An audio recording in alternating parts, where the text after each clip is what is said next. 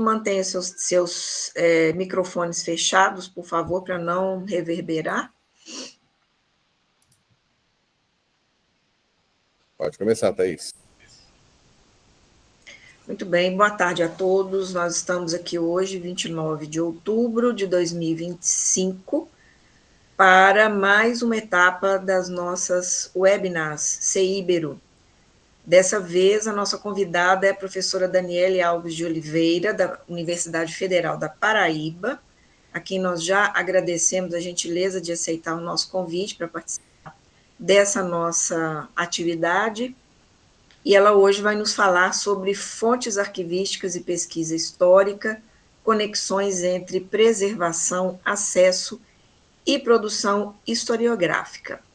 A professora Daniele é do departamento, ela é docente do Departamento de Ciência da Informação da Universidade Federal da Paraíba, é doutora e mestre em Ciência da Informação pela mesma universidade e licenciada também em História pela Universidade Estadual Vale do Acaraú. Ela foi professora do Departamento de Ciência da Informação da Universidade Federal de Pernambuco e arquivista da Faculdade de Direito do Recife. É líder do grupo de pesquisa Epistemologia Arquivística e desenvolve pesquisas sobre ciência da informação, arquivologia, história, informação patrimonial, preservação da memória, acesso e uso da informação, digitalização de documentos, preservação da informação arquivística, conservação e restauração e responsabilidade social do profissional da informação. Temas que são muitíssimo importantes para todos nós, historiadores. Tenho certeza, então, que essa sessão de hoje vai ser muito interessante e relevante para todos os nossos interesses. Então, Daniele, muito obrigada mais uma vez. Passamos a você a palavra. Muito obrigada, Thaís. Boa tarde a todos os presentes. É uma honra estar aqui com vocês, compartilhando, discutindo sobre uma temática que é tão cara a mim. Gosto muito dessas discussões, como a professora Thaís explicou. Eu sou historiadora de formação, mas também sou arquivista. E, antes de mais nada, é interessante dizer que a minha escolha por ser arquivista veio de uma necessidade, né? Quando eu comecei o curso de História, aqui na Paraíba não se tinha o curso de Arquivologia, há poucos cursos de Arquivologia no país, e eu pensei que o curso de Arquivologia poderia ser ótimo para mim como historiadora. E aí, a partir desse pensamento, eu acabei me apaixonando pela Arquivologia, porque eu passei a entender que não é possível a produção historiográfica sem arquivos. E aí é por aí que eu queria começar o nosso debate. Não há como produzir história, né, se a gente não tem fontes. Logicamente que existem vários tipos de fonte, mas aí eu estou puxando a sardinha para os documentos arquivísticos, e é fundamental para esse fazer historiográfico. Só que é importantíssimo que a gente entenda que os arquivos eles são produzidos a partir de atividades diárias, atividades do dia a dia. Né? Então, antes de mais nada, eu queria começar com vocês com uma citação que eu acho muito interessante. Só perguntando, vocês passou o slide? Porque às vezes, pronto. Uma citação que eu acho muito interessante para a gente começar a discussão, que é de Albert Fage, que fala: o arquivo é uma brecha no tecido dos dias, a visão retraída de um fato inesperado. Nele, tudo se focaliza em alguns instantes de vida de personagens comuns, raramente visitados pela história, a não ser que um dia decidam se unir em massa e construir aquilo que mais tarde se chamará de história.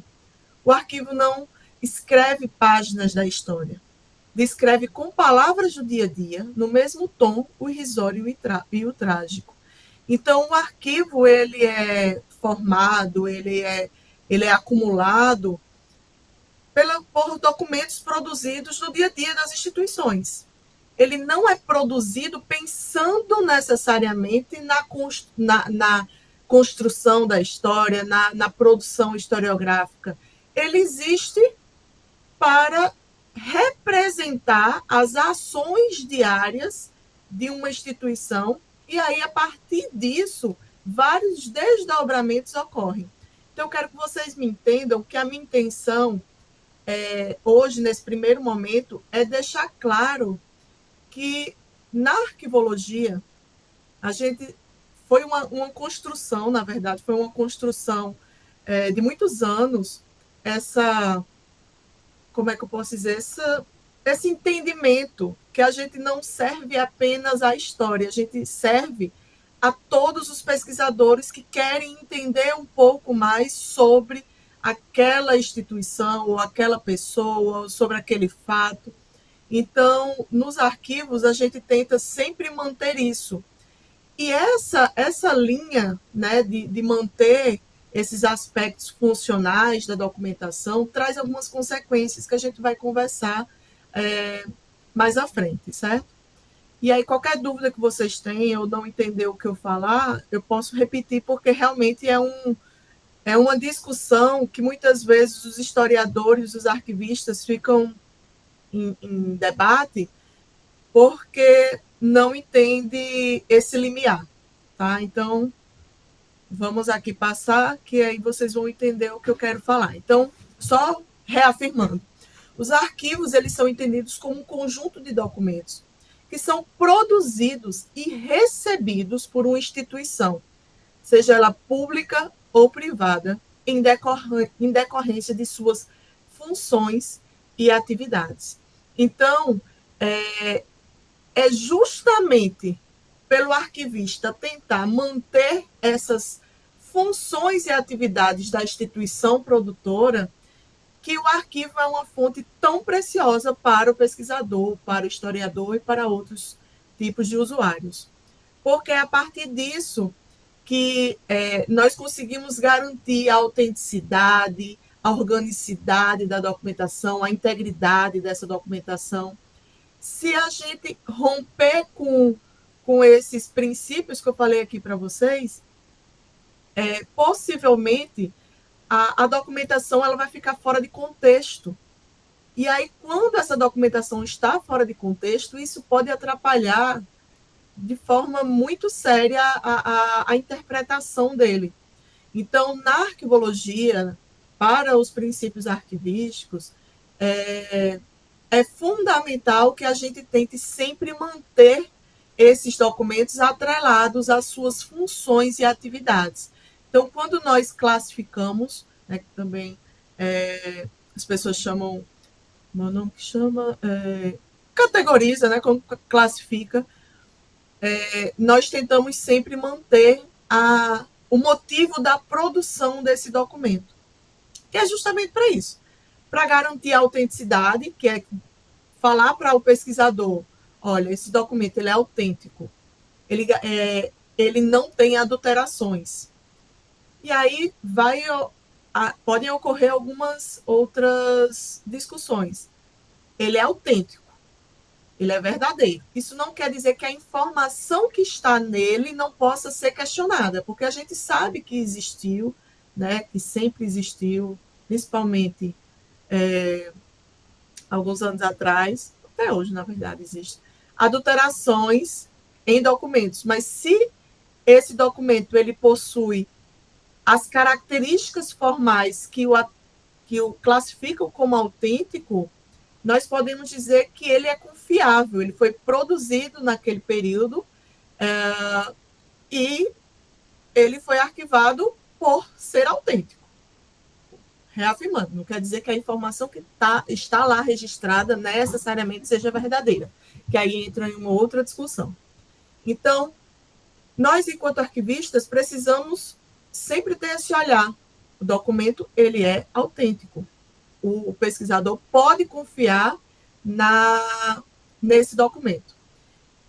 Outro princípio fundamental, que é muito caro ao arquivista, é a questão da integridade, que é assegurar ao pesquisador né, nas nossas práticas, que esse documento ele não sofreu perdas irrelevantes, não sofreu perdas. E se sofreu perdas, que tipos de perda?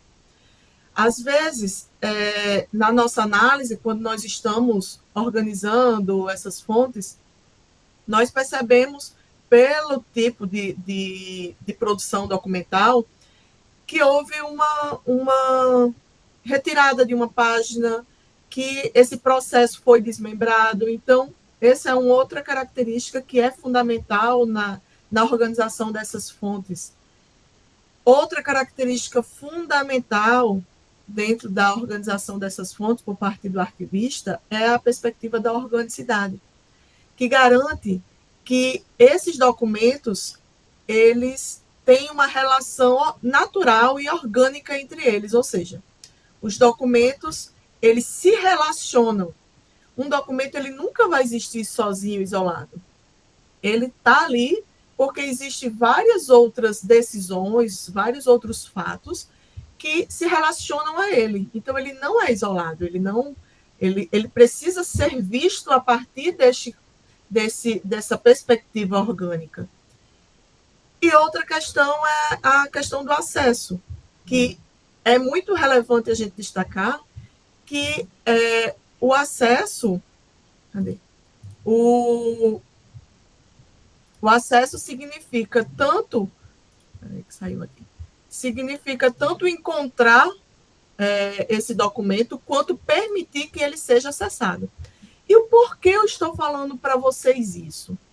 Porque é fundamental para o historiador entender como essas fontes elas são pensadas, organizadas, classificadas, para que eles possam fazer uso desses documentos de forma confiável, para que eles entendam que quando os arquivistas discutem, às vezes, com eles algumas práticas, dizendo, a gente não vai classificar por temas, né? Nós organizamos por função, pela perspectiva funcional, não é que a gente queira atrapalhar o trabalho do historiador, é que nós queremos que ele entenda que o arquivo precisa ser visto a partir do motivo de sua produção.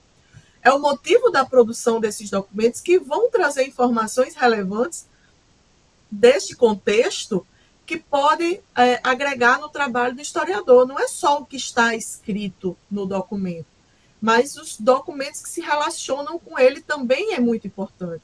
Então, na prática arquivística, nós focamos sempre nisso para garantir que essa documentação ela possa ter uma confiabilidade, ela possa ser interpretada pelo pesquisador, pelo historiador, da melhor forma possível. Só que é preciso que a gente entenda também que a preservação de toda essa documentação é um ato político, né? Decidir o que permanece, o que se perde, muitas vezes em uma instituição, é uma decisão que é carregada de várias outras características, várias outras situações, às vezes manipulações, às vezes interesses institucionais.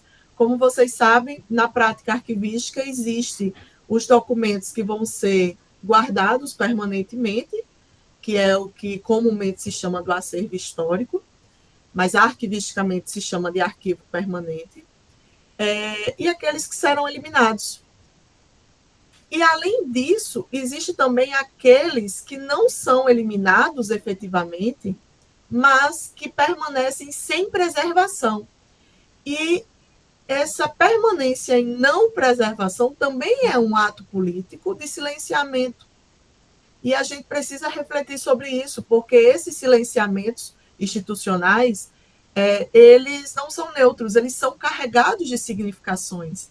E aí é importante para o historiador, para o usuário, para o pesquisador, refletir sobre esses aspectos. E pensando nisso, eu trouxe para vocês uma situação, um caso para a gente discutir aqui sobre esses silenciamentos, sobre essas manipulações, falta de preservação que acaba causando uma invisibilidade e acaba atrapalhando na produção historiográfica, para que vocês entendam um pouco mais sobre o que eu quero falar para vocês, sobre a importância desses arquivos como fonte e como essas fontes, elas muitas vezes podem ser manipuladas e atrapalhando e trazendo consequências sérias para a construção, né, ou para a produção historiográfica. E aí eu trouxe para vocês o caso dos manuscritos de José Américo de Almeida. Isso aqui é um projeto que eu estou coordenando aqui na Paraíba. É um acervo pessoal, né? José Américo, ele nasceu em Areia, aqui na Paraíba, em 1887. Ele foi formado em Direito, foi promotor público, procurador-geral do Estado da Paraíba, escritor, ensaísta, poeta, membro da Academia Paraibana de Letras, Academia Brasileira de Letras, deputado federal, governador da Paraíba, ministro da Aviação e Obras Públicas do governo Vargas, pré-candidato à presidência da República, ali quando houve o outro golpe militar, o golpe do Estado Novo. Isso. E aí ele não pôde se candidatar, e ele também foi embaixador do Vaticano. Então, José Américo, ele foi um sujeito importantíssimo para a história da Paraíba, mas também para o Brasil, por todas essas relações nacionais que ele estabeleceu e por ser um escritor famosíssimo no sentido de criar, inclusive, uma tradição literária, uma escola literária. E aí, esse sujeito, ele tem nós temos aqui na Paraíba uma instituição chamada Fundação Caso José Américo, que reúne a documentação dele. Porém, essa instituição ela foi fundada em 1980, quando José Américo veio a falecer. Só que parte da documentação de José Américo não foi classificada. Elas foram retiradas do acervo e separadas em 24 caixas. Por quê? Porque José Américo ele sofreu com um grave problema de visão. Então, como vocês podem ver aí, vocês conseguem entender alguma coisa que está escrita nesse documento? Realmente é muito difícil. Então, por as pessoas não entenderem o que estava escrito, essas caixas, esses manuscritos foram retirados do conjunto documental dele. E o que é que aconteceu quando foi retirado essa documentação? Houve simplesmente um lapso, houve um buraco na história desse sujeito. Então, muitas coisas, muitas informações relevantes para entender esse sujeito não foram interpretadas por historiadores, por pesquisadores. Então, hoje nós temos aqui, principalmente na Paraíba, uma produção muito grande sobre José Américo. Mas hoje, conhecendo esse acervo e já conseguindo, tá? Vou falar brevemente sobre esse projeto, sobre as etapas, para vocês entenderem como isso veio a atrapalhar essa produção historiográfica. Mas muito do que a gente já consegue entender, a gente percebe que muita coisa foi escrita sobre ele que não é verdade, que não é verídico, que não, vamos dizer assim, não sustenta, né, a partir dessa documentação. Então, esse projeto, ele demorou mais de 40 anos para ser iniciado. Essa documentação permaneceu invisível mais de 40 anos. Então, muita coisa foi produzida sobre esse sujeito com esse buraco na história dele, né? Aqui eu tenho algumas fotos de como essa documentação ela foi encontrada lá na década de 80, porque ele faleceu e ele era uma pessoa muito vigorosa, ele não gostava que as pessoas soubessem que ele tinha problemas de visão, que a letra dele sofria com isso, porque como é que um escritor ele tem problemas com a escrita? Como é que um escritor tem problemas de vista? Então, ele continuava escrevendo, mas era uma fuga dele. Ele sempre escrevia, ele escrevia sobre tudo, sobre todos, ele acordava e escrevia, ele falava com algum político, brigava com algum político, ele escrevia. Então, ele continuou escrevendo muito, e às vezes ele escrevia até quando ele estava com raiva. Com Getúlio Vargas, por exemplo, ele teve vários problemas com Getúlio Vargas, e teve muito, como é que eu posso dizer, muitas mágoas dessa relação com Getúlio Vargas. Então, ele escrevia muito. Como ele não tinha interesse na preservação dessa documentação, ele mandou que a secretária dele, após a sua morte, jogasse fora toda essa documentação. Porque o que ele queria deixar para a história dele era o que estava datilografado, era o que ele queria que fosse reconhecido como parte da história. Então, aí está um texto de Lurdinha, que é a secretária dele, que ela escreveu o seguinte, sobre José Américo. Não se entregava às confidências, transportando seus desafios para centenas de cadernos. Infelizmente, não se consegue decifrar a letra por causa dos caracteres não bem formados, né? Então, receoso que após a sua morte esses manuscritos fossem traduzidos e publicados com uma interpretação deturpada, modificando o pensamento, pediu-me para queimá-los, obviamente não destruir, fazendo hoje esse acervo parte da Fundação Carlos Américo. Então, assim, ela não destruiu, mas deixou jogado nessas caixas, amassado, rasgado. Então, de certa forma, ela foi muito importante nesse resgate, né, dessas informações sobre ele, porque ela não jogou fora, mas a instituição acabou fazendo com que essa invisibilidade acontecesse ou que essas informações não fossem acessíveis por mais de 40 anos, deixando apenas aquilo que ele gostaria que fosse reconhecido como a sua história. E aí, essa documentação ela ficou guardada em caixas, essas caixas que nós chamamos de caixa craft, são caixas ácidas, que a tendência, quando a documentação está nessas caixas, é sofrer um processo de aceleração da acidificação, e com isso, a documentação tende a se quebrar toda, e aí acaba que ninguém consegue acessar, porque ela começa a se quebrar. Então, após 40 anos desse isolamento, dessa documentação, nós pegamos, né, nós fomos contratadas para classificar esse acervo, para identificar esse acervo. Então, o primeiro passo que nós fizemos foi fazer o tratamento técnico desse material, estabilização, porque a gente não iria conseguir manusear se não houvesse minimamente essas ações de preservação. Em seguida, essa documentação ela foi digitalizada, justamente para minimizar o manuseio e permitir que os historiadores que fossem ler essa documentação não precisassem manipular, fazendo com que essa documentação não sofresse danos ainda mais graves.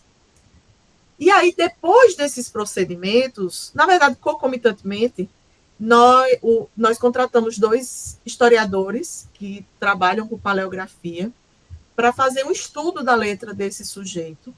Eles fizeram o que nós chamamos de quadro de alfabeto guia, para ficar mais fácil, de alfabeto guia. Então, eles mapearam as letras de José Américo e, a partir disso, começaram a entender os escritos. Então, a partir desse estudo que os historiadores fizeram, a partir do uso de técnicas paleográficas, lembrando, eles não estão fazendo paleografia, que a gente sabe que paleografia é uma outra coisa, mas mas eles usaram técnicas da paleografia para conseguir estudar a letra do sujeito, né, a letra de Zé Américo. Então, a partir disso, nós conseguimos identificar os grafemas, as letras de José Américo, e criamos uma planilha com informações sobre cada documento. Então, os documentos, eles não foram transcritos em sua integridade, porque isso iria demorar muito. A primeira caixa que nós trabalhamos, até tentamos fazer a transcrição na íntegra, mas passamos praticamente entre estudo da letra, planejamento da metodologia e o início desse trabalho de identificação, passamos praticamente 1 ano em uma caixa. E nós temos 24 caixas. Então, se a gente quer permitir o acesso e uso dessa documentação, não dava para fazer a transcrição na íntegra. Então, arquivisticamente falando, nós fizemos o quê? Levantamos as informações fundamentais sobre cada documento. Então, título do documento, local, data, formato, a técnica de registro, o conteúdo de forma breve, um contexto, né, para a gente entender a perspectiva de produção da documentação, palavras-chave, enfim. Então, essas foram algumas informações que levantamos sobre essa documentação. E, para contribuir com o pesquisador que não vai conseguir entender a letra dele sem todo esse estudo, nós estamos tentando criar uma inteligência artificial com uma equipe. E aí os paleógrafos, né, os nossos profissionais, eles grifam essas palavras, dizem o que elas significam, nós recortamos essas palavras, como está aqui na imagem, fazemos o tratamento técnico tratamos a imagem para que ela fique sem ruído. Então, como vocês podem ver, essa palavra aqui precisava. A primeira aqui, ela está com vários ruídos ao fundo, e logo em seguida ela está bem branquinha, só com o destaque na grafia, na letra. Então, para a inteligência artificial, isso é fundamental. Então, nós estamos fazendo isso para criar uma inteligência artificial. Daniele, vocês não tentaram usar uma ferramenta pronta, né? Já existem várias ferramentas, Transcribos, por exemplo, que fazem isso. Nós tentamos, mas nós não conseguimos, porque a letra dele não apresenta uma padronização, ou até mesmo na questão das linhas, né? Ele não apresenta linhas retas, justamente pelo problema de visão dele. Então, essas ferramentas não se mostraram eficazes. Então, a gente está tentando fazer por recorte de palavras. Então, a gente precisou fazer um outro procedimento, né, criar realmente uma inteligência artificial do zero, para poder contribuir com os pesquisadores para que eles consigam entender essas informações. Então, por que eu trouxe isso para vocês? Por que eu trouxe o caso de Zé Américo? Para vocês entenderem. Porque a ausência da intervenção técnica adequada, somada à falha de implementação, de um arranjo que respeitasse a organicidade do acervo, acabou resultando na invisibilização desse material, que deixou de cumprir o seu papel como fonte de informação. A exclusão dos manuscritos do processo arquivístico, né, comprometeu a integridade do fundo, uma vez que esses documentos ficaram desconectados de suas inter-relações contextuais, essenciais para a interpretação plena da sua importância. Então, esse caso mostra de forma muito clara o que acontece quando o conjunto documental não recebe o tratamento arquivístico adequado. Aqui, né, a partir dessa experiência, é possível perceber como a ausência das políticas de preservação e os instrumentos de pesquisa rompeu com os princípios fundamentais da nossa área de arqueologia. Primeiro, houve a quebra da organicidade. Os documentos eles acabaram perdendo essa sua relação com o contexto, ficando isolado, desconectado das suas funções e atividades que deram origem a essa documentação.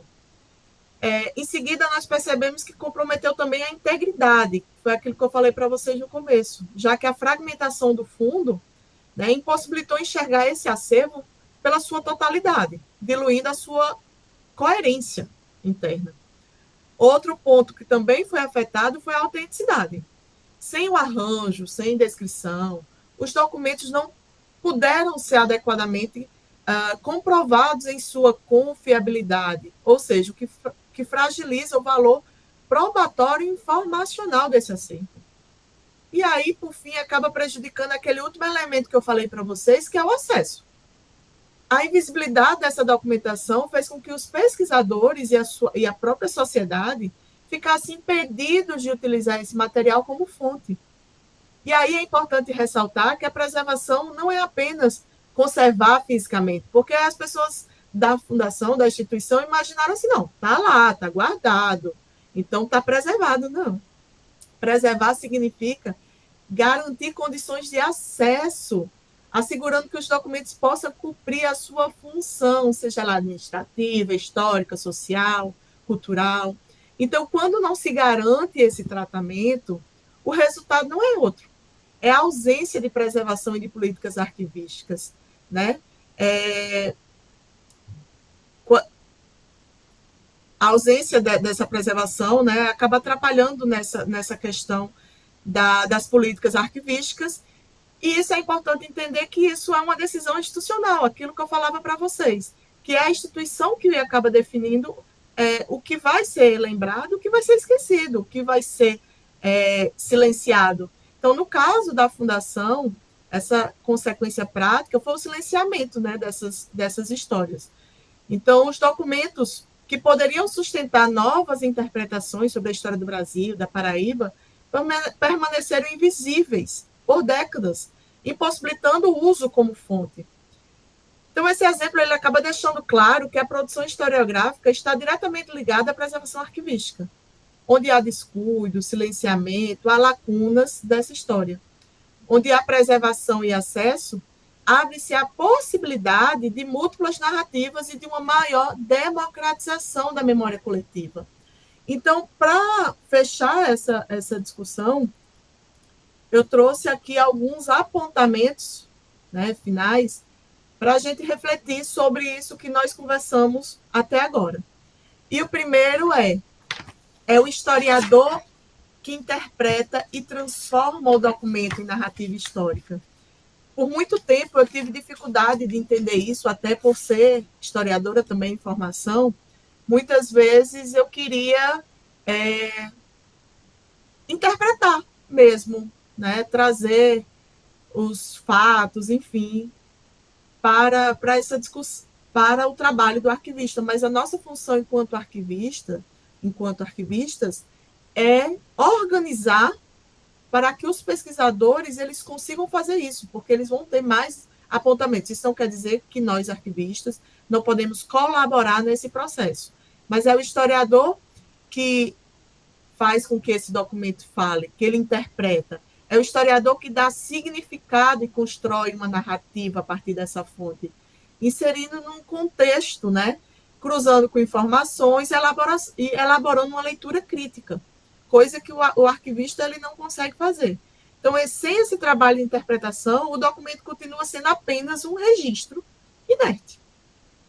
E aí, linkando com isso, é importante eu destacar aqui para vocês também uma frase que muitas vezes já foi cenário de muito debate aqui na minha casa, né? Porque eu tenho um historiador, vocês devem conhecer bem aí do grupo de pesquisa, que eu sempre digo a ele, arquivo não é memória, porque é muito normal naturalizar essa relação, né?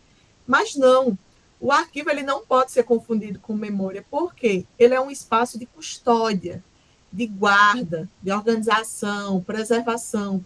A memória ela é uma construção social, seletiva, dinâmica, e aí o arquivo ela fornece os registros, mas é a sociedade, o pesquisador, o historiador que vai fazer com que essa memória ela seja ressignificada, revisitada.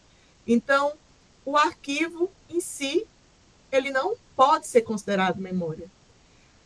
O outro elemento que eu gostaria de discutir com vocês, né, levantar, destacar aqui para vocês, é que o acesso limitado ou a falta de preservação pode restringir a produção historiográfica. Vocês viram bem agora com esse exemplo que eu mostrei rapidamente, porque nós temos tempo, né? Eu estou tentando ser sucinta. Se essa documentação ela não está preservada, se ela não está classificada, não tem como ter essa produção historiográfica. Então, quando não há o acesso, ou quando os documentos não são preservados, a história acaba ficando mutilada. O historiador só pode escrever sobre aquilo que consegue acessar. Então, as fontes elas precisam estar disponíveis para que vocês consigam efetivamente cumprir o papel, né, de vocês. Então, cada documento perdido ou invisibilizado representa uma narrativa que deixou de ser contada.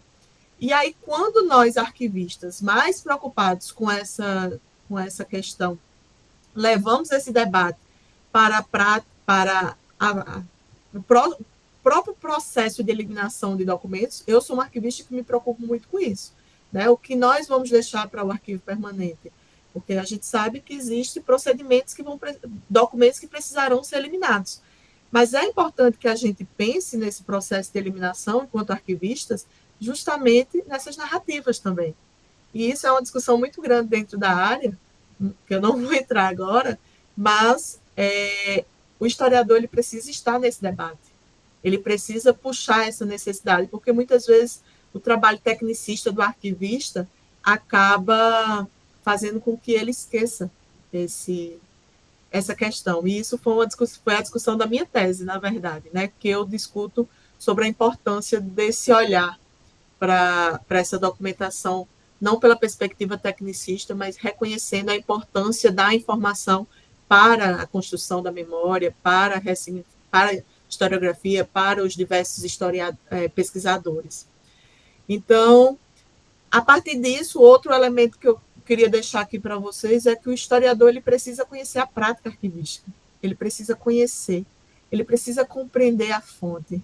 Ora, eu falei para vocês sobre a questão como é que nós organizamos esses arquivos, né? Pensando sempre na integridade, autenticidade, organicidade. Mas é preciso que vocês entendam o que isso significa, porque é a partir disso que vocês vão conseguir contextualizar a fonte e, assim, colaborar ainda mais na produção historiográfica.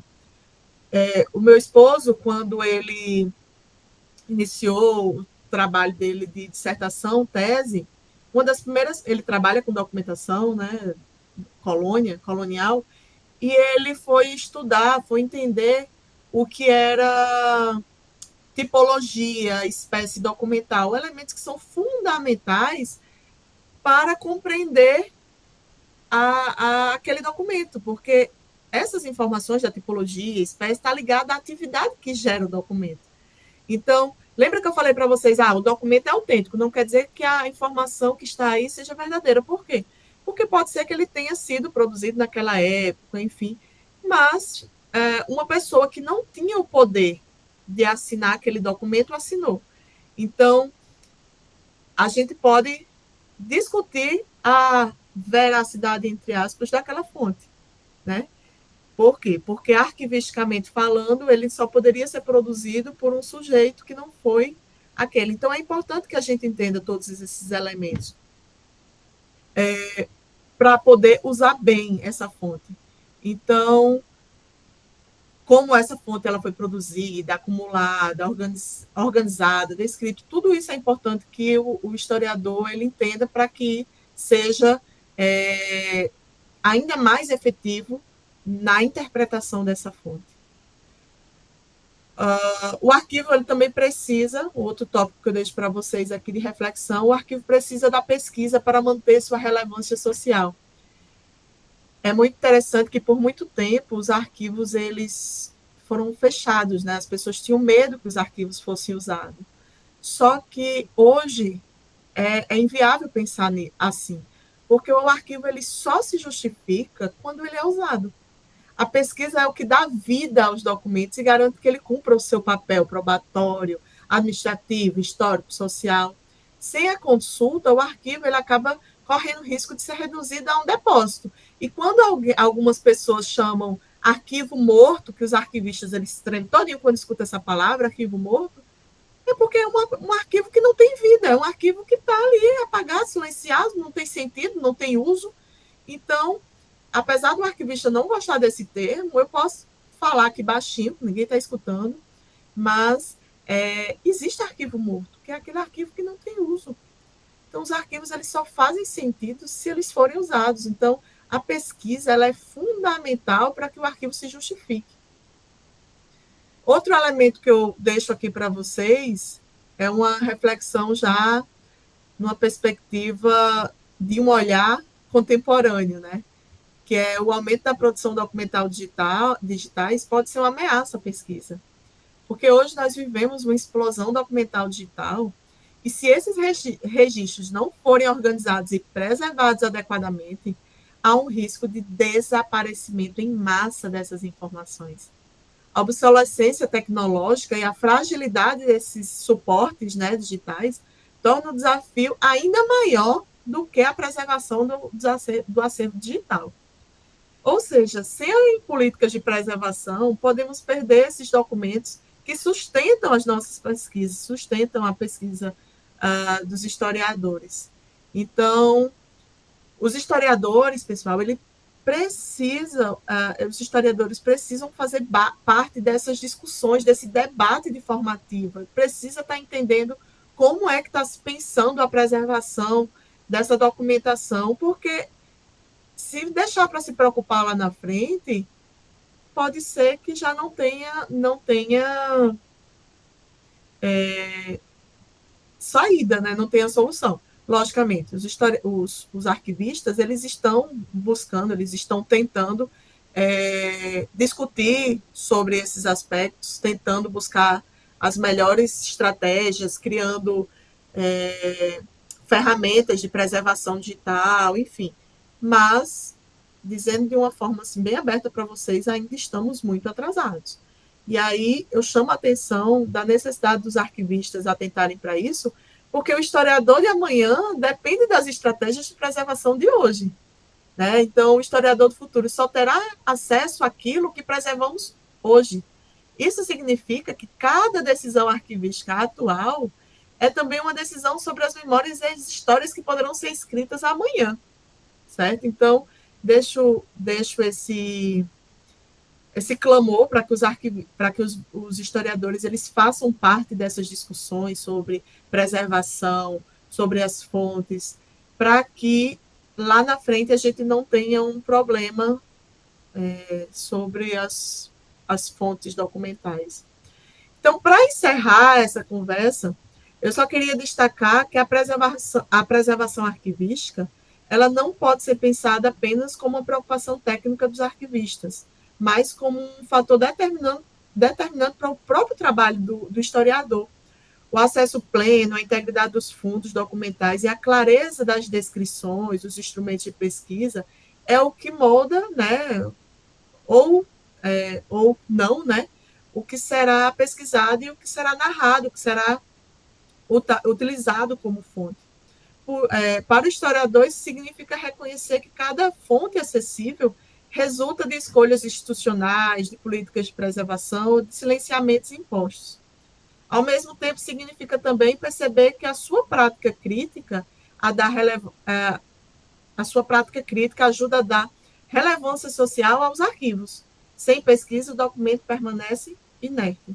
Assim, mais do que pensar o arquivo e a historiografia como campos separados, é preciso vê-los em diálogo constante. A qualidade da história que será escrita depende, em grande medida, da qualidade dos arquivos preservados e organizados. Porque, como eu falei para vocês sobre o caso do Zé Américo, houve várias falhas, né? Eu sei que a história nem tem essa pretensão de não falhar, mas a falta de preservação dessa documentação acabou ocasionando em vários problemas sobre a história desse sujeito, sobre a história de Zé Américo. Então, preservar, dar acesso e pesquisa formam um ciclo indissociável e é nele que se constrói a possibilidade de uma memória coletiva, plural, democrática e sempre aberta às novas interpretações. Então, os arquivos, eles potencializam isso, eles fornecem isso para a historiografia, para os historiadores, mas é fundamental que os historiadores estejam sempre atentos a essas práticas dentro dos arquivos para que possamos ter aí vamos dizer assim, pesquisas cada vez mais interessantes e que possamos entender o nosso passado e ressignificar o nosso presente. E aí é isso, espero que vocês tenham acompanhado minha discussão. Às vezes eu estou falando uma coisa, já estou pensando em outra, às vezes eu me perco, mas espero que tenha ficado claro e estou aqui disponível para que a gente possa conversar e que vocês possam tirar dúvidas sobre o que foi discutido. Então, obrigada.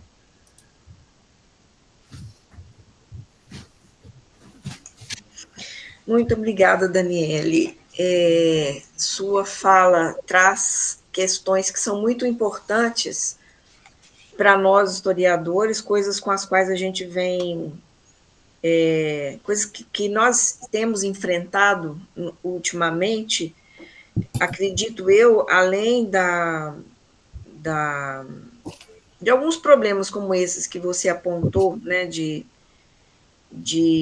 em tempos passados, falhas na organização e como é que fala, na custódia desses documentos, como o exemplo que você deu, eu conheço alguns aqui também de desmembramento de processos e criação aleatória de fundos, coisas que a gente sabe que são incorretas, né?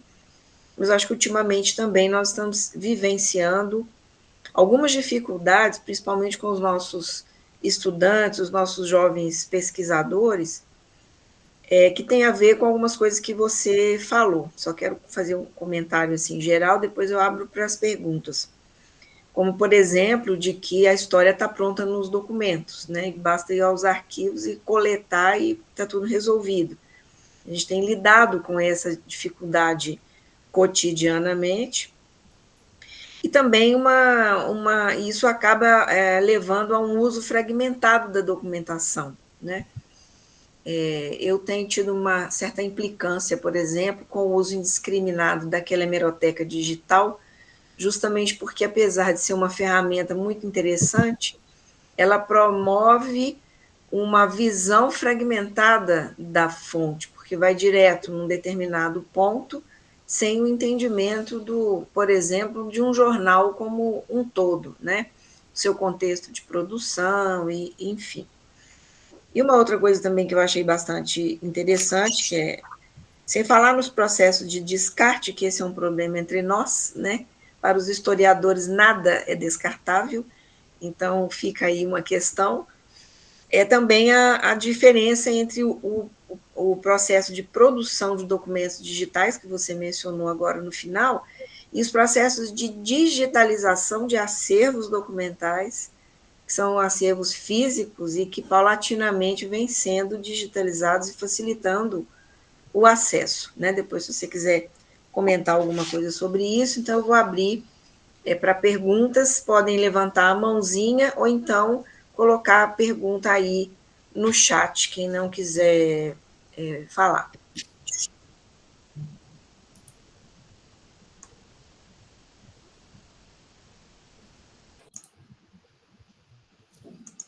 Então, vamos aqui abrindo a fila. O Cláudio já se manifestou. Bom, Daniela, obrigado. Daniela, eu tenho duas dúvidas. Uma dúvida e uma quase certeza.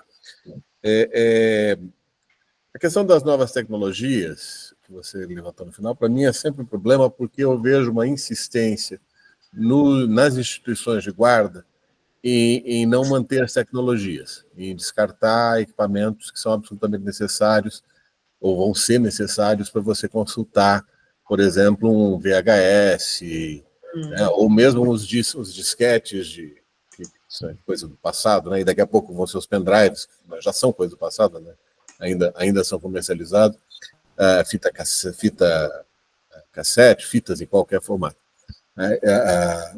E eu tenho visto isso com insistência. As pessoas se recusam a manter... Se recusam não, é caro você manter tecnologia, você manter um computador que leia disquetes em qualquer formato, né, funcionando, ou que leia CDs, porque agora nem isso eles estão lendo mais, é caro. Você tem que ter manutenção, você tem que ter alguém que entenda de programação, que mantenha versões muito antigas de programas funcionando, em alguns casos que nem funcionam com sistemas operacionais, os primeiros computadores pessoais que você tinha que fazer a programação, para fazer o sistema operacional na entrada, né, ou criar um sistema operacional de entrada, tudo isso é uma coisa que eu vejo com muito ceticismo com relação à guarda de documentação digital, né, por essa dificuldade financeira de você manter o equipamento funcionando. Manter o equipamento é fácil, né? Mas manter o equipamento funcionando é difícil. E segundo, pela efemeridade dessa coisa, né? Ninguém guarda 2 milhões de fotos que estão no celular. Ninguém guarda a vida inteira de correspondências eletrônicas, até porque uma hora vem um aviso de alguém lá e diz que você estourou a capacidade, você precisa pagar para continuar usando, né? Sem falar quando você troca de provedor e não tem mais acesso, e aquilo desaparece com o tempo, né? Então, esse tipo de coisa eu vejo com esse ceticismo, né, de ser muito difícil, mas eu imagino que no futuro se pense em outras coisas. Isso é minha quase certeza, né? Mas, enfim. E a outra é uma pergunta mesmo. O personagem que você citou pediu a destruição dos documentos. Isso me diz muito como historiador, não preciso nem ver os documentos que ele pediu serem destruídos já para criar um monte de histórias na minha cabeça. Até que ponto a gente, as instituições de guarda e os historiadores têm que respeitar isso, né? Ou a gente só deve respeitar isso na medida em que as pessoas citadas estejam vivas? Eu estou pensando aqui no livro do Delta de Vênus, da Anaïs Nin, que ela disse para não ser publicado enquanto as pessoas envolvidas estivessem vivas, né? Então o livro foi publicado só depois que todo mundo morreu. Algo assim, se a gente tem que pensar algo desse tipo, né? Respeitar o desejo da pessoa que é o produtor desses arquivos, né? Existe alguma coisa, algum código de ética que a gente tem que seguir nesse sentido, né? Ou simplesmente ignora-se e quando ninguém mais reclama a gente pode usar como fonte? É isso.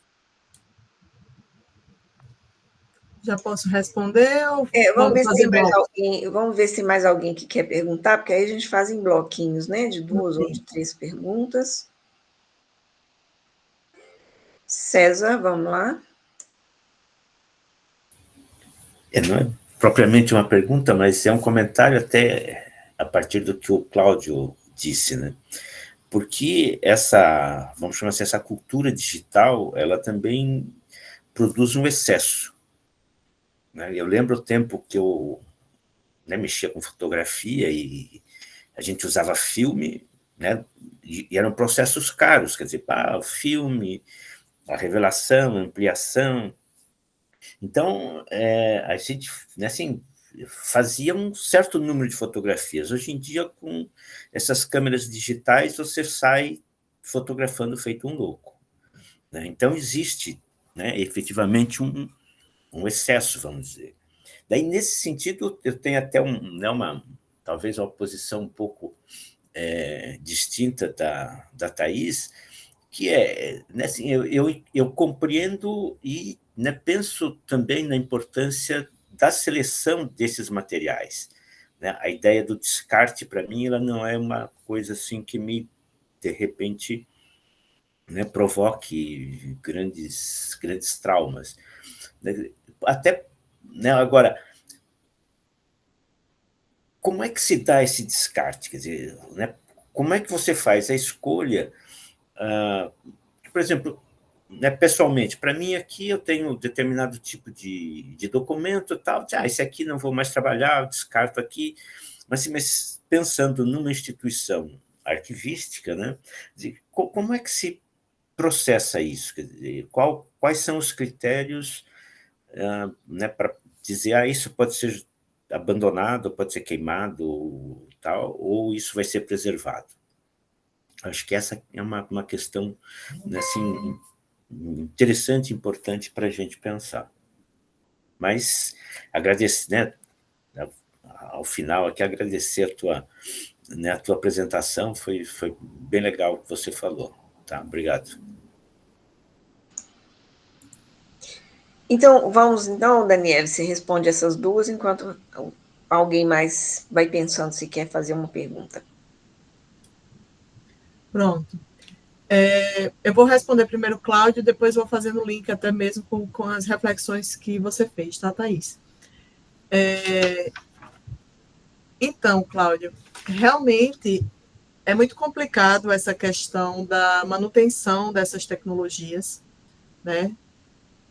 É muito caro manter e muitas vezes só busca estratégias para manter essas tecnologias quando elas estão praticamente desaparecidas. Então, as fitas VHS, os DVDs, enfim, vão ficando, e aí quando percebe que não existe mais leitores disponíveis, é que as instituições elas atentam para a necessidade de migração de suporte. E isso é um problema muito grande, porque muitas vezes não tem recursos imediatos, e aí precisa esperar. Então, esse é um problema em todas as instituições que possuem outras mídias, né, fora o papel.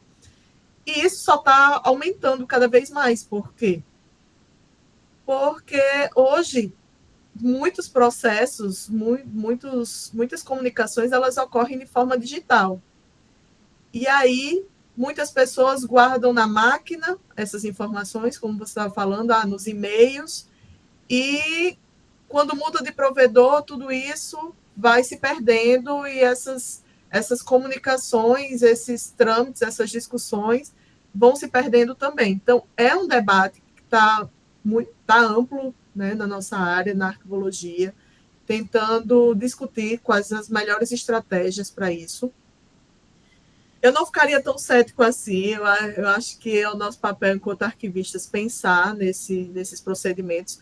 Eu trabalhava numa instituição em Recife, como foi dito lá no começo, que todas as comunicações institucionais, elas eram solicitadas a partir de e-mail institucional. E aí, quando eu fui embora de lá, todo o meu e-mail foi apagado. Então, todas as discussões, elas foram perdidas. Então, quando eu estava saindo de lá, isso foi uma discussão que eu fiz com a técnica que ficou lá, que a gente não podia manter essa questão de contato pessoa a pessoa. A gente precisava manter uma comunicação entre setores. Então, isso é talvez uma estratégia para tentar minimizar isso, né? E tentar encontrar repositórios digitais confiáveis e ferramentas, que é o que nós chamamos de arquivologia, de preservação dessas informações a longo prazo. Então, já existem essas discussões dentro da nossa discussão sobre essas ferramentas, essas estratégias, para garantir que essa documentação ela não se perca.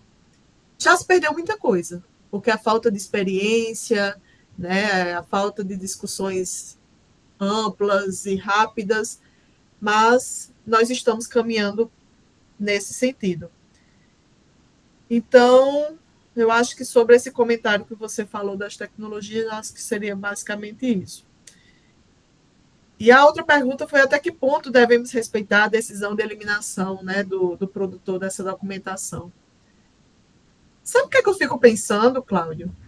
Se ele foi acumulando isso durante tanto tempo, será que ele realmente queria que fosse eliminado? Porque se eu não quero que uma coisa venha à tona, eu já vou dando a eliminação. Eu sei que às vezes existe um apego, né? A gente quer guardar, talvez possa ser isso também, essa perspectiva mais custodial dele, de guarda. Mas eu acredito que o medo dele era ser mal interpretado, não necessariamente que essas informações elas não estivessem acessíveis. Porque como escritor, eu acho que ele queria que a gente entendesse a produção bibliográfica dele, né? Senão ele tinha jogado fora os rascunhos, as cartas que ele escreveu, as crônicas que ele fazia sobre situações específicas. Eu tenho dúvidas sobre essa questão. Não existe nenhum código de ética, tá, que fale sobre isso, mas existe a questão da necessidade da preservação da informação e da integridade daquele sujeito. Então, se a gente vê que alguma informação, algum texto, né, que vá afetar a vida dele, ou a família dele. Por exemplo, às vezes acontece casos de traição, né? Existe muito essa documentação. Pessoas ainda estão vivas, então a gente evita que essas informações elas estejam acessíveis de forma abrangente, né? No processo de descrição, nos instrumentos de pesquisa, a gente não evidencia este fato, né? Ele fica lá, mas não são evidenciados. Então, em algumas situações muito graves, podem até ser não disponibilizado de forma tão abrangente, respeitando um certo período temporal.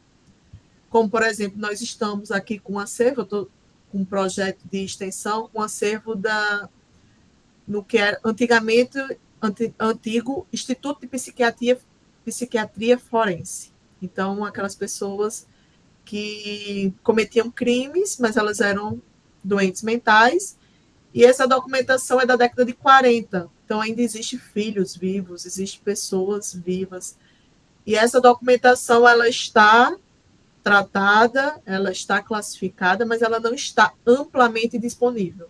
Então, quem for acessar essa documentação precisa solicitar e dizer o interesse de uso dessa documentação. Então, existem alguns aspectos legais, algumas questões éticas mesmo nesse sentido, né, de manter cuidado com certas informações. Mas, no caso de José Américo, o que ele tinha medo de ser mal interpretado era quando ele estava com raiva e ele falava, ele usava algumas palavras de baixo calão para Getúlio Vargas, para outros colegas, enfim. Então, eram situações que eu acho que é completamente entendível, né? É compreensível na atualidade, dentro de um contexto. É por isso que é tão importante a questão de contexto. Eu me deparo muitas vezes com alguns arquivistas solicitando, discutindo por que por exemplo, esse acervo Zé Américo, por que a gente não cria um bloco, um conjunto apenas sobre a época que ele foi ministro de Getúlio Vargas, e aí esse bloco temático. Porque se a gente fizer isso, a gente vai tirar toda essa documentação de um contexto. Então, é fundamental que essas informações elas estejam dentro do contexto para entender que aquele dia que ele xingou Getúlio Vargas, ele xingou porque ele foi apoiado para ser pré-candidato à presidência e Getúlio Vargas veio e deu um golpe. Então, um amigo dele puxou o tapete. Então, é importante que esse contexto esteja atrelado, e isso só é feito a partir dessas relações, né? Dessa organicidade, dessa documentação. Então, sobre essa questão de até que ponto nós devemos respeitar, eu acho que é por aí. Tentando minimizar a forma como essas informações elas estão disponíveis amplamente e observando cada situação. E aí Antônio falou sobre a questão do descarte, né, que ele já consegue compreender essa questão do descarte. Thaís, ela já discutiu que para o historiador nada é descartado. Thaís, eu escuto muito isso, e muito, muito, para o historiador nada é descartado. Mas aí eu te respondo, Thaís, e Antônio, né, no mesmo sentido. Será que se nada fosse descartado, vocês conseguiriam fazer as pesquisas que vocês fazem hoje? Porque vocês iriam levar uma vida para analisar toda a documentação produzida por uma instituição. Então, o descarte é fundamental para que o que realmente deve estar guardado seja guardado e que as instituições consigam financiar a preservação a longo prazo. Porque se a gente tem, sei lá, 1 milhão de metros lineares, eu não consigo nem ler tudo, eu não consigo identificar tudo, eu não consigo fazer os instrumentos de pesquisa de tudo. Então, a seleção ela é fundamental para que a gente possa ter acesso ao que realmente importa. O que Antônio levantou é como fazer isso, né? Que isso é realmente o desafio. Eu dou a disciplina aqui no curso de arquivologia exatamente de eliminação de documentos. É uma das disciplinas que eu ministro. E eu tento trabalhar isso com meus alunos para que essa eliminação seja o mais natural possível, para que seja pensando sempre no conteúdo informacional, porque muitas vezes o arquivista trabalha de uma perspectiva tão tecnicista que esquece de tentar entender aquela fonte, ou aquele documento. Então, quais são os procedimentos, né? Antônio perguntou. Não sei se a pergunta era no sentido técnico mesmo, mas eu vou falar porque aí quem não entende, né, quem não sabe os procedimentos, já fica entendendo como é. Nós classificamos essa documentação, nós criamos uma comissão dentro de uma instituição. Essa comissão ela é formada por arquivistas, historiadores, administradores, ou seja, pessoas de vários ramos, advogados. E aí, dentro desse processo de avaliação, a primeira coisa que se observa é se aquela documentação ainda tem valor primário. O que é o valor primário? O motivo pelo qual o documento foi criado. Então, aquele documento ele ainda cumpre a função primária, o motivo pelo qual aquele documento foi criado ainda está vigente? Se sim, ele não pode ser eliminado. Se não, ele vai ou aguardar prazo jurídico, ou vai ser perguntado a ele, ao documento, né, de forma indireta, se esse documento possui informações que podem contribuir para a compreensão daquela instituição ou daquele produtor, se pode trazer informações relevantes sobre a cultura, sobre a sociedade, sobre as práticas culturais, enfim. Teoricamente, tecnicamente, isso não é muito considerado na arquivologia, porque o que é dito na arquivologia o que deve ser observado no valor secundário, ou seja, o valor é a questão informativa probatória, né, da documentação. Deixa eu explicar o que isso quer dizer, rapidamente. Se eu estiver falando muito, por favor, coloquem aí, seja breve. Mas, por exemplo, eu trabalhava numa instituição que, eu vou falar, porque não tem problema nenhum, na Faculdade de Direito do Recife.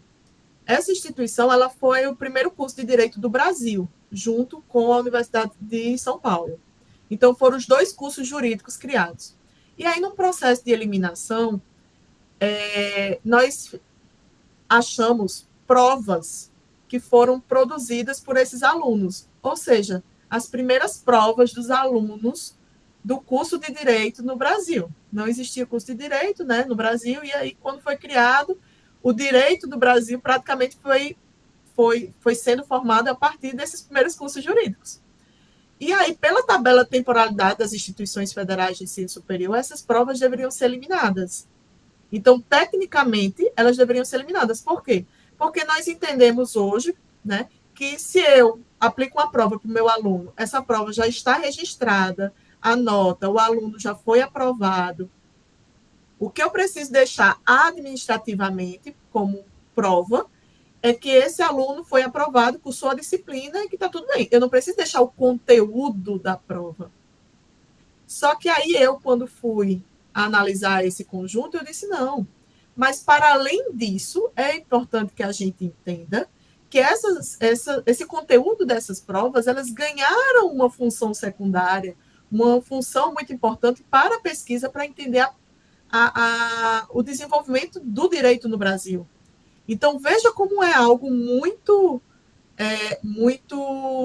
delicado. E isso vai muito da cabeça do arquivista que está fazendo essa interpretação. Porque muitos arquivistas disseram, não, mas já cumpriu a função. Para a instituição, o que importa é a nota. Só que eu não posso pensar somente na instituição. Eu preciso pensar no pesquisador. Então, quando Thaís diz que ela tem esse receio pelo que vai ser eliminado, é justamente porque muitas vezes os arquivistas eles trabalham uma perspectiva tão tecnicista, ou seja, o instrumento diz que é para jogar fora, que eu não raciocínio sobre a potencialidade daquelas informações. E isso é um problema. Logicamente que existe a questão de amostragens, mas mesmo assim eu não joguei nada, eu não eliminei nada desse conjunto, porque nenhum tipo de amostragem, para mim, seria válido nesse sentido. Teria que ficar a totalidade realmente. Então, isso é muito, muito delicado nos processos arquivísticos, e o meu olhar, quando eu trabalho com os meus alunos hoje, é: não sejam tão tecnicistas. Analisem cada caso. Não é um instrumento jurídico criado de forma genérica que vai determinar o que pode e o que não pode ser eliminado. Cada caso é um caso, cada situação precisa ser discutida e analisada. Então, apesar desses procedimentos, né, procedimentos técnicos obrigatórios, é uma situação delicada, mas que é necessária. Por exemplo, outro exemplo rápido para fechar, eu estava com um conjunto de documentos, agora avaliando se seria eliminado ou não queriam jogar nada fora, era um volume muito grande de um acervo de movimento sindical, mas, por exemplo, tinha compra de botijão de água, pagamento de uma passagem. Então, esse tipo de coisa não precisa ficar, sabe, Thaís? Não, pelo menos, na sua integridade. Talvez uma amostragem em determinadas situações para mostrar como eram as relações ali. Mas é o que eu digo, cada caso é um caso e tem documentos que realmente eles precisam ser eliminados para que a gente consiga trabalhar e para que a gente consiga gerenciar essa documentação, porque nós não iríamos dar conta de acondicionar, preservar e disponibilizar toda a produção ocorrida em 500 anos. Né? Então, seria basicamente isso. Não sei se faltou alguma coisa. Thaís comentou alguma coisa de digitalização. Eu não lembro bem o que foi, mas só sobre a digitalização, hoje o caminho das instituições é basicamente fazer digitalização, né? E o que nós temos buscado é que essas digitalizações elas fiquem em repositórios digitais confiáveis, para que não haja essa migração, como o Cláudio falou, essa migração contínua, que necessite dessas migrações, porque isso é um problema. Eu gasto 50 mil hoje para migrar, quando eu consigo migrar, isso já está obsoleto e eu preciso gastar mais 50 para passar para outro sistema. Então, nós estamos tentando, né, encontrar essas estratégias para que esses documentos, para que esses acervos eles estejam efetivamente disponíveis a longo prazo. Só continuando um pouco aí a conversa sobre descarte ou não, né? É evidente que, racionalmente falando, é necessário haver limites para a guarda. Mas eu acho que o que precisa acontecer, e acontece muito pouco ou nada, é a conversa. Não é simplesmente só conversa entre arquivistas e historiadores, é um acompanhamento, inclusive, da evolução da historiografia. Porque houve um tempo em que se sabia com muita precisão, ou se pensava saber com muita precisão, o que era preciso guardar. Então, documentos de natureza política, administrativa e tal, porque aquilo que era o objeto da história. Mas, né, de meados do século XX em diante, quando, a partir do momento em que a historiografia se ampliou muito, os objetos de interesse dos historiadores foram muito ampliados, e as nossas conexões com outros campos do conhecimento também, naturalmente isso ampliou o espectro documental, né? Para além dos documentos em papel e mesmo nesse conjunto, a tipologia deles, e por isso, então, o descarte para quem tem esse olhar ampliado, né, de objetos de pesquisa muito diversos, até mesmo o recibo da compra do botijão e da água numa reunião de sindicato pode fazer sentido para um historiador que esteja interessado em alguma coisa relacionada a isso. Então, é um dilema que a gente enfrenta, né? Mesmo em casa, né? Me pergunto se eu tenho aqui todos os trabalhos e provas dos meus alunos guardados em 40 anos de magistério. Claro que eu não tenho, né? Nem as teses dos meus alunos recentemente defendidas eu guardo mais, porque elas estão no repositório. Eu não guardo, né? Não tenho espaço para guardar aquele mundo de papel. Mas esse aqui é o dilema. Então, eu acho que é uma conversa que a arquivologia, né, tem que avançar mais com a historiografia, Mas não é simplesmente, né, o olhar do historiador, mas é, sim, o movimento historiográfico, para onde é que ele vai, para os diferentes campos, né, da história, da educação, história das mulheres, história das crianças, a história da cultura material, a história da arte, enfim, porque esses múltiplos objetos veem possibilidades de exploração de fontes em lugares que há 100 anos atrás ninguém nem imaginava, né? Mas é evidente que esse descarte precisa ser feito, mas acho que não pode ficar, aí desculpam lá os arquivistas, mas eu acho que não pode ficar só na mão de arquivista, tem que ter historiador do lado para poder falar, ó, isso aqui pode servir para alguma coisa. Ainda bem que você é as duas coisas, arquivista e historiadora. Mais alguma pergunta, gente, para a gente poder ir para o encerramento? Não? Bom, então, se não há mais, agradecemos mais uma vez a Daniele essa oportunidade, né, de ter essa conversa interessantíssima, que nós com toda certeza vamos seguir com ela ao longo dos nossos próximos passos aí do grupo, e esperamos podermos contar com a sua participação em outros momentos também, Daniela. Muito obrigada. Muito obrigada pelo convite, é sempre um prazer estar aqui. O meu lado historiadora é um pouco menor, né? O meu lado arquivista é mais aflorado por trabalhar tanto tempo nessa área, e acabei realmente me encantando, né? Mas eu acho que esse diálogo é muito importante entre arquivistas e historiadores, porque por um período, né, histórico dentro da área da arqueologia, eu acho que ainda estamos nesse período, houve como se fosse uma cisão mesmo, sabe? Os arquivistas tiveram essa necessidade dessa separação para poder se firmar enquanto área do conhecimento, e acho que isso é muito prejudicial. Eu acho que o diálogo ele precisa existir, eu acho que a gente precisa estar sempre aprendendo, dialogando, para que a gente possa construir algo ainda mais, né, poderoso nesse processo de ressignificação da memória social, no entendimento da nossa sociedade. Então, agradeço demais o convite e espero estar aqui em outros momentos. Obrigada. Cláudio e César querem falar alguma coisa? Levantaram a mãozinha? Não? Não, só aplaudimos. Ah, tá. Então tá bom. Então é isso, gente. Agradecer realmente aí a Daniela, acho que foi bem interessante a apresentação, acho que trouxe aí alguns elementos para a gente pensar. Obrigado. Gente, então a todos que vieram aqui hoje, muito obrigada pela presença, né? Até a próxima webinar.